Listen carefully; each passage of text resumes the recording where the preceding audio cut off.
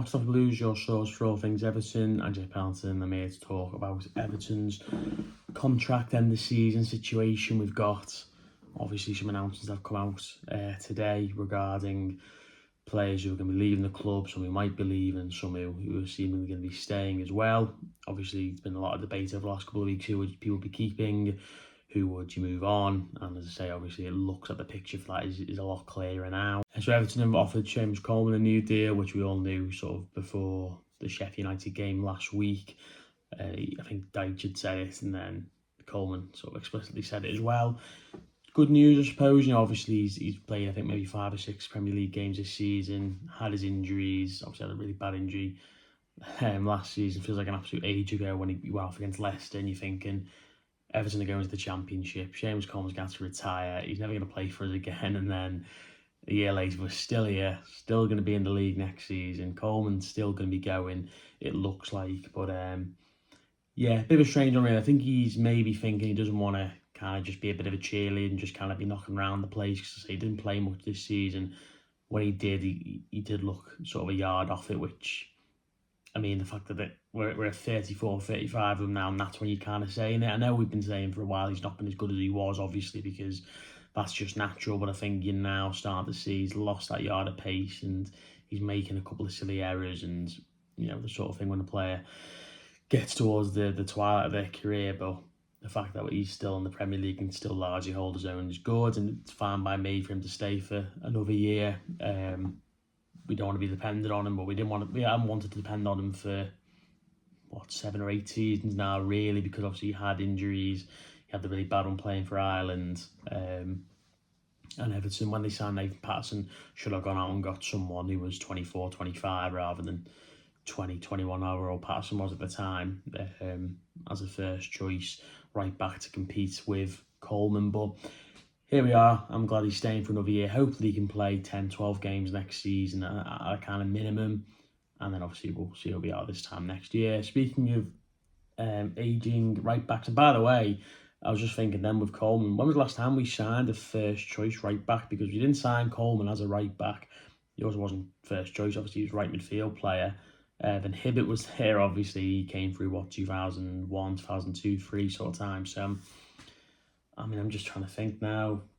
Yeah, you go in like turn of the millennium, really, isn't it? It's ridiculous. I know Sidibe came in, Cuca Martin, but they were never first choice, really. Let's be real. They were never good enough, and Sidibe was only on loan. Martino, I think, was only there for 1 season, went out on loan a couple of times. But yeah, interesting one. Definitely a position, if we can strengthen, we need to be doing so. Ash Young, he's going to be offered a new deal as well. I imagine he'll take that based on kind of what he was saying on Monday Night Football the week. Still seems like he can keep going. I mean, look, I think he played like 32, 33 games last season. He played in 4 different positions for us. And I think he had maybe 2 or 3 games where I came out saying, yeah, I think Ash Young did quite well there, like Newcastle at home. I think he played right midfield, and I said, yeah, he held the width and he worked hard for the team. And I thought he did okay. He had some games when he didn't play well. And obviously, like Forest, for example, I thought he played quite well in that game, but he could have given away 3 penalties, red card in the derby, stupid penalty against United, all these little things. So, yeah, he's definitely not someone I want to be starting every week, but just as cover for left back and right back, you know, in games when we're winning and we can maybe take off a player and bring him on, he can go play out wide, and he can work hard for the team. And, you know, he's also got experience. I've got no problem with him. I see people who don't like him and don't want him to play, and I just get a bit confused by it. They say he's Dyche's mate, and it's like, I'm sure him and Dyche have probably barely spoken for like the last 15 years since they were at Watford.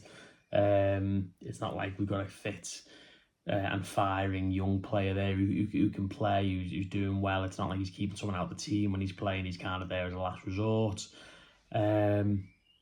So I'm fine with him coming in for another year, as long as he's in first choice. And then obviously Idrissa Gueye, he's had a year extended, another player in his mid-30s who's past his best, but Idrissa Gueye, he rolled back the years the last few weeks of the season.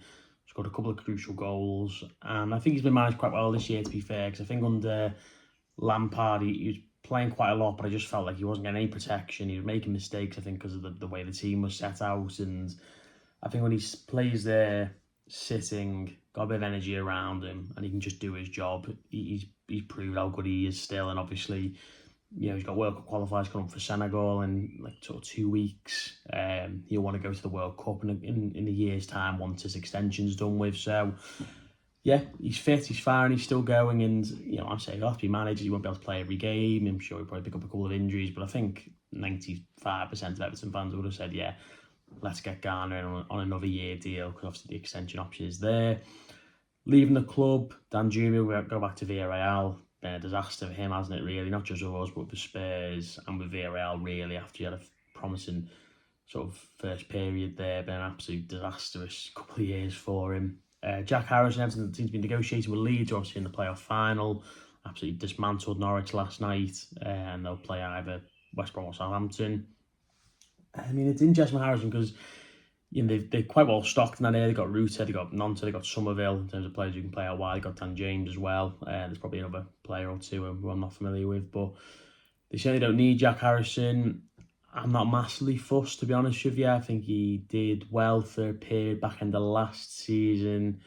Back end of the year rather, sorry. And then when we went to that bad period, he didn't do anything really. Works hard, so he keeps the whiff. Manager obviously trusts him.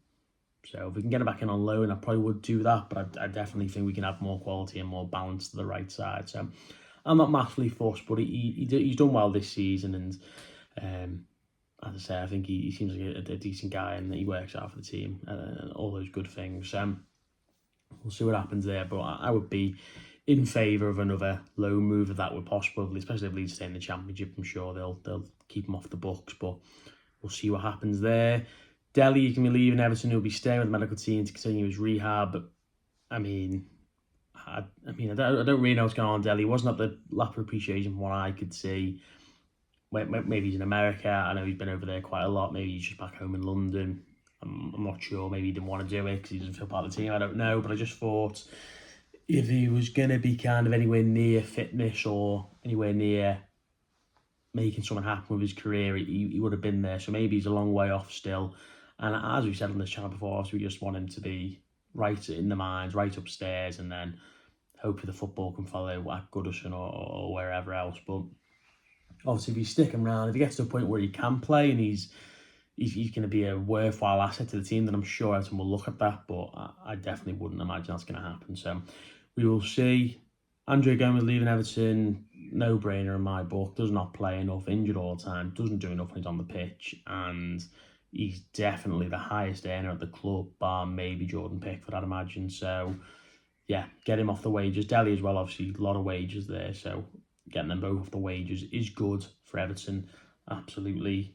And Gomez, really, the fact that he's been around this season is not. He hasn't really done much to benefit the team, but I'd say he has been earning a lot of money. So, yeah, move him on. Wish him all the best. If he goes somewhere does all right, I'm sure he might go back to France or somewhere where he's probably a bit more suited.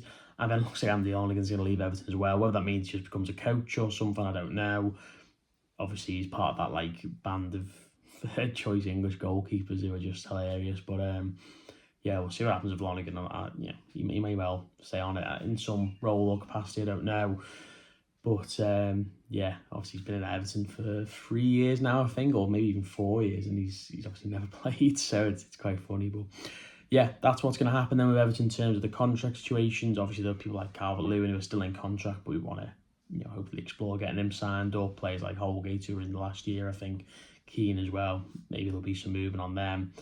But otherwise, that's kind of settled going into the summer window, and obviously, hopefully, we can add to the team, and the players like Coleman and Young, decisions were made on them in due course, hopefully, and obviously Harrison as well.